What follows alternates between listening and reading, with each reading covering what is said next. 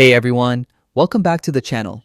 If your Outlook inbox looks cluttered or confusing, today's video is exactly what you need.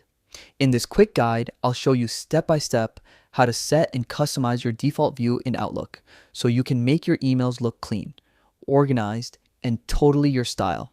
Let's jump right in. First, let's talk about why this matters. Setting a default view in Outlook isn't just about looks. It's about control. Whether you prefer a compact inbox for faster scanning or a detailed one for better visibility, your default view defines how productive you'll be every day. Start by opening your browser and searching for Outlook 365 login.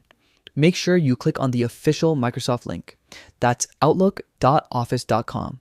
Now, sign in using your Microsoft account. If you've got two-step verification turned on, just enter your security code to continue. This helps protect your account from unauthorized access. Once you're logged in, you'll see your Outlook Mail interface.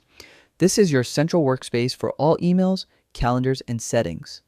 Now, look toward the top right corner and click on the View option. From there, choose View Settings in the drop-down menu. This is where the real magic happens. Here, you'll find several customizable options for how your emails appear. Focus on the layout section.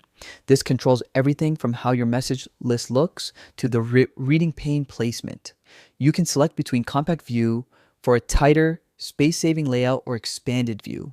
If you like to see more details per message, try switching between them to see which one feels best for your workflow.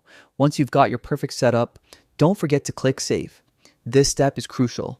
Otherwise, all your customization will reset the next time you log in. And that's it.